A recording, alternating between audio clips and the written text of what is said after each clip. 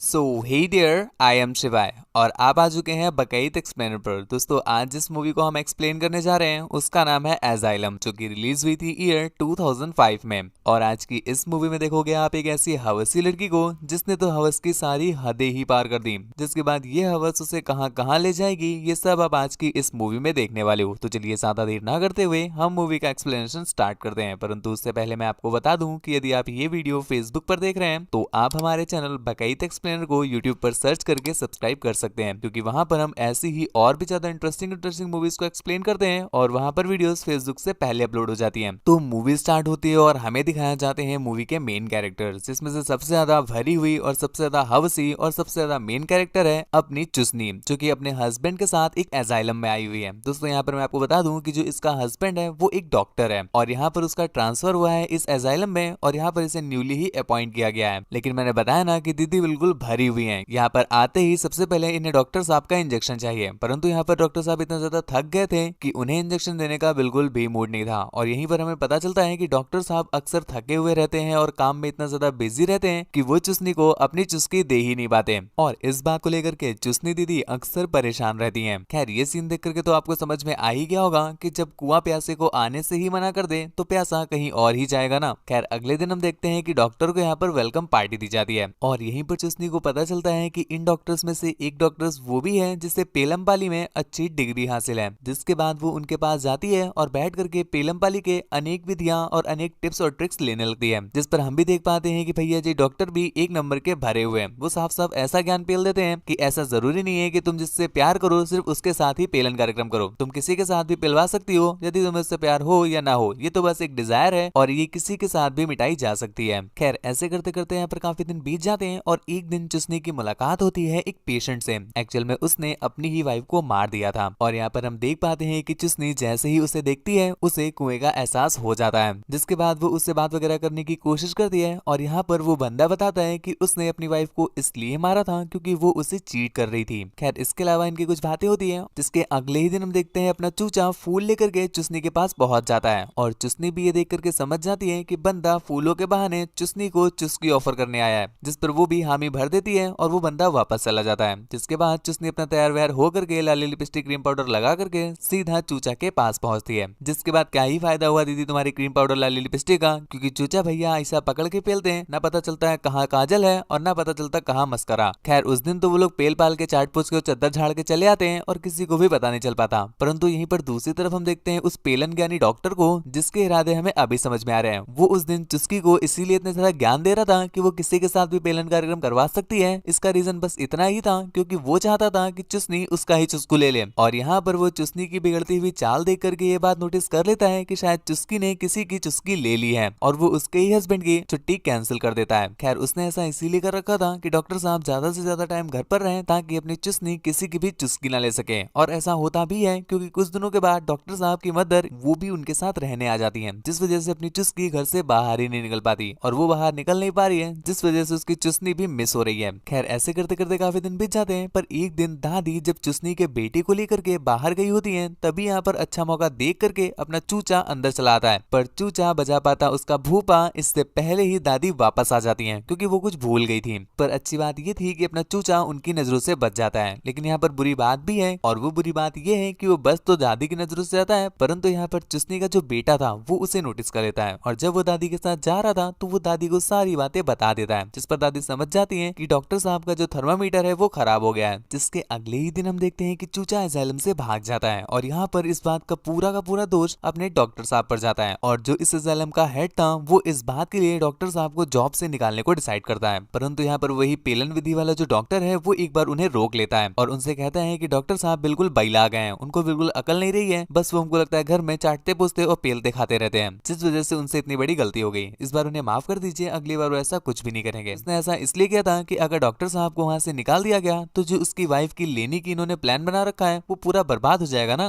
और इसके कुछ दिनों के बाद हम देखते हैं कि क्रिसमस आ रहा होता है, तो चुसनी कुछ गिफ्ट्स लेने के लिए शहर जाने के लिए परमिशन मांगती है और उसे परमिशन मिल भी जाती है, जिसके बाद वो सीधा शहर जाती है। पर यहाँ पर वो गिफ्ट्स नहीं लेती बल्कि एक बंदे से मिलती है। यहाँ पर हमें पता चलता है कि ये बंदा चूचा का फ्रेंड है, जिसके बाद वो चूचा से मिलवाता है और भाई साहब यहाँ पर दोनों मिल करके चू चै चू चै चू करते हैं। जिसके बाद अपना चूचा बोलता है कि बाबू मुझे अब पानी लग चुका है और ये पानी मुझे बीच बीच में मिलता भी रहना चाहिए। बाबू भी इस बात पर मान जाती है। हालांकि अपने डॉक्टर भैया कभी भी उस पर शक नहीं करते थे, पर इस बार उसकी कुछ ऐसी अजीब सी हरकतें और थोड़ी सी बिगड़ी हुई चाल देख करके डॉक्टर साहब को उस पर शक हो जाता है। जिस पर वो उससे पूछते हैं कि तुम तो क्रिसमस गिफ्ट लेने गई थी ना, तो तुम गिफ्ट लाई क्यों नहीं। जिस पर अपने चुसनी को बहुत ज्यादा गुस्सा आता है, क्योंकि उसका हस्बैंड उस पर शक कर रहा है। मतलब ये सही है कि दीदी तुम करो तो रासलीला और वो करें तो कैरेक्टर ढीला। जिसके बाद वो अपनी अलमारी से गिफ्ट निकाल करके दिखा देती है। एक्चुअल में हमें पता चला कि उन्होंने ऑलरेडी गिफ्ट ले करके रखा हुआ था। खैर डॉक्टर साहब को भी बहुत ज्यादा रिग्रेट होता है कि उन्होंने अपनी भोली भाली मासूम सी बिल्कुल क्यूट सी पत्नी पर इतना बड़ा शक कर दिया। खैर उन्हें नहीं पता कि डॉक्टर साहब तो सिर्फ शक कर रहे हैं, लेकिन उनकी वाइफ तो जाकर के शक कर रही है। जिन्हें ये जोक नहीं समझ आया वो जाकर के पोगो देखना। खैर इसके बाद से ही हम देखते हैं कि जो अपनी चुसनी है वो तरह तरह के बहाने बना करके शहर जाने के मौके ढूंढती रहती है, परंतु जब वो लौट कर आती है तो उसकी चाल बिगड़ जाती है। अब चाल उसकी कैसे बिगड़ रही है, समझदार हो गुरु। खैर उसकी हर बार बिगड़ती चालों को देख करके कोई शक करे या ना करे, परंतु अपना जो वो पेलन वाला डॉक्टर है भाई साहब उसकी तो जल ही रही है। तो इस बार उसे कंफर्म हो जाता है कि हो ना हो वो शहर जाकर के चूचा के साथ ही चूचा चूचा चू करती है। तो वो एक दिन उसे अकेले में कोपचे में बुलाता है और यहाँ पर वो उसे ज्ञान पेलने लगता है। जिस पर अपनी चुसनी को रियलाइज हो जाता है कि वो ज्यादा दिन तक ये कांड नहीं संभाल सकती, इसलिए वो डिसाइड करती है कि वो अपने हस्बैंड और अपने बच्चों को छोड़ करके सीधा अपने बाबू चूचे के साथ ही रहेगी। जिसके बाद वो निकल भी जाती है और यहाँ पर हम देखते हैं कि वो चूचे के साथ और उसके साथ साथ उनका जो फ्रेंड था वो तीनों एक साथ रहने लग जाते हैं। इस बीच हम देख पाते हैं कि जो अपना चूचा है वो रोज उसकी लेता और बजाता रहता है और इस बात से अपनी चुसनी भी अत्यधिक खुश है। खैर ऐसे करते करते कुछ समय बीत जाता है, परंतु मेरे भाई अगर रोज रोज बिरयानी ही खाओगे ना तो कुछ समय के बाद तुम्हें बिरयानी भी खिचड़ी लगने लगेगी। ठीक ऐसा ही होता है अपने चूचे के साथ, और समय के साथ साथ उसका इंटरेस्ट कम होने लगता है। ये बात जब अपनी चुसनी नोटिस करती है तो उसके पास गुस्से में आकर उससे कहती है, मुझे लगा कि तुम बिजी इसलिए रहते हो क्योंकि तुम शायद मूर्तियां बनाते हो, पर तुम मूर्तियां नहीं मुझे तूतिया बनाते हो। पूरे दिन हाथ में रहेगी माटी तो कौन करेगा चाटम चाटी। और इसके साथ साथ वो उसे ये शायरी भी सुनाती है, अब क्या हुआ तुमको बाबू,